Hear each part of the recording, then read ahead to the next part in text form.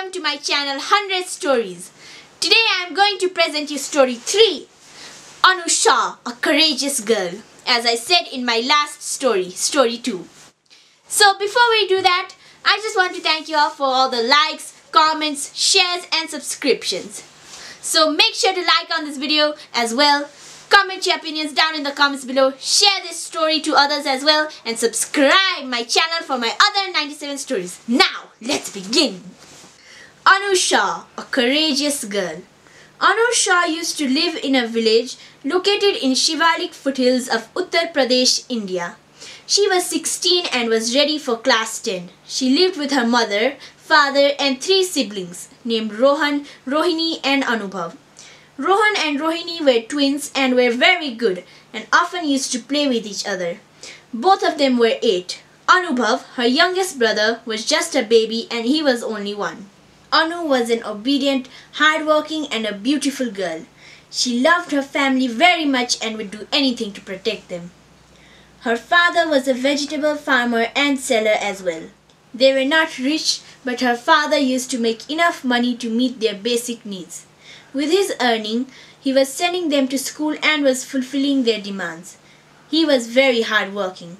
He used to work in his fields tirelessly in the morning and used to go to sell vegetable in the afternoon in nearby town, collecting from his own field and neighborhood. It was midnight when it happened. Anu's father was sleeping outside in the porch at the side of the house, as it had been his long-running habit to sleep like that in the summertime. Anu and the twins Rohan and Rohini were sleeping together on their bed, which was in the room near the gravel road. Her mother and Anubhav were sleeping in adjacent room. There was a window connecting Anu's and her mother's room, and that window was used by their mother to keep an eye on them.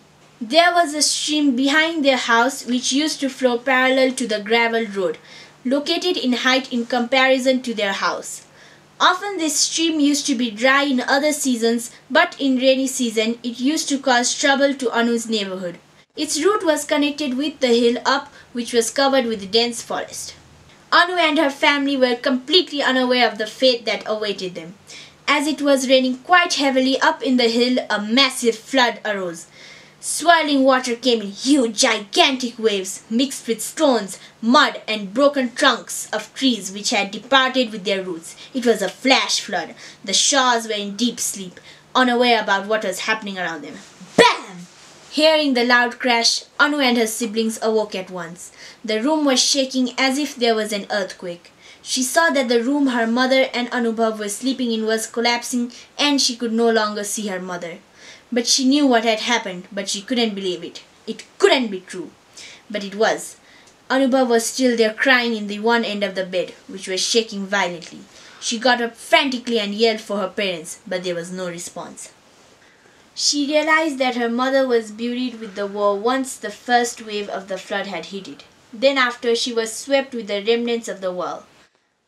Somehow, Anubhav was not. She also realized her father was swept at once by the current of the flood as it made its way through, fast and furious. Her heart leapt when she saw her youngest brother. The bed was to be taken away any second. She knew she had to grab him quick through the window, otherwise it would be too late. All 3 of her siblings were crying and panicking, and she was close to doing so herself. But she had to stay strong, if not for herself, then for her siblings. She knew that her parents were dead already. Anu glanced outside through the front window, then the road, which was located higher than her house.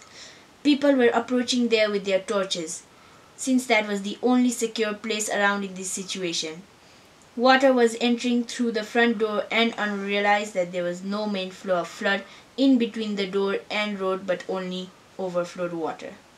There were 2 options for Anu, whether to wait for a while for the worst or try to reach the road ahead somehow. Anu knew which option she had to choose. She put Anubhav on her shoulder immediately and asked her twin siblings to grab her both elbows strongly, and they slowly approached the main door and looked outside. Water flowed in when they stepped out. It was steadily flowing there and it was not that deep, but the twins were sank to their chins. She asked the twins to grab her elbows strongly as they were gasping for air in the water. She pulled them higher and reached the road which was left untouched by the flood. She had done this before, many times in fact, but this time it was different. This was completely unexpected. People were gathering there. Some of them were crying as they had lost their loved ones and property too. Some were handing out blankets to fellow survivors. Anu thought this was the end, but in fact it was only the beginning. She stayed there for some hours with her siblings, and they were frequently asking about their parents, and Anu had no answer for them. The patter of the raindrops sound lessened until it was gone. Finished. The flood which had killed Anu Sha's parents and several others. It was gone. After a while they were soon received by their Aunt Vrinda. She was absolutely heartbroken, learning her sister and brother-in-law were no longer alive, leaving their children as orphans. She took Anubhav on her lap and caressed his face and tightly hugged the other three with one arm. They were all in tears, and the aunt and nephews and nieces wanted to say something, but they couldn't. Then Aunt Vrinda took them warmly to her house. But they were not to stay there for a long time, as their widow aunt was not any richer than they were, and raising 7 children with already 3 at home was extremely hard. For some weeks, Anu would go to the food depot which had opened to help the now homeless people whose lives were ruined by the flood. She would collect food for her siblings and herself every day and return and give it to them. Her aunt would work as a cart seller and would sell chatpate and pani puri, spicy foods popular in the area. I'm sorry, Anu, but I can't keep you with me forever. I was already financially struggling, and it is hard to take care of you all. You have probably realized there is a space problem here as well. If your uncle were alive, he would have helped me, said Aunt Vrinda one day. Anu raises a hand and stops her. Don't worry, Auntie. I know how hard it is for you. I've been thinking to get a job from a long time. I want to thank you for helping us for so long. You're the best, replied Anu. She pulled her aunt into a hug and they stood like that for a while.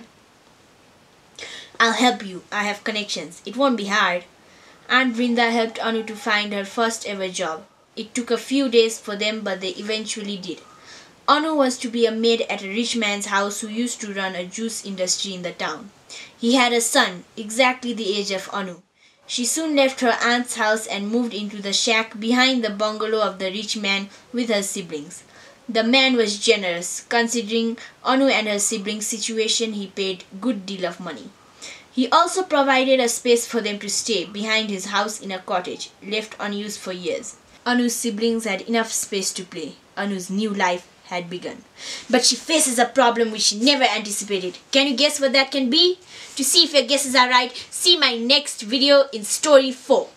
So, to see that, subscribe my channel, like and comment on this video how you thought this story went. Was it good? Was it better than the previous stories? Let me know down in the comments.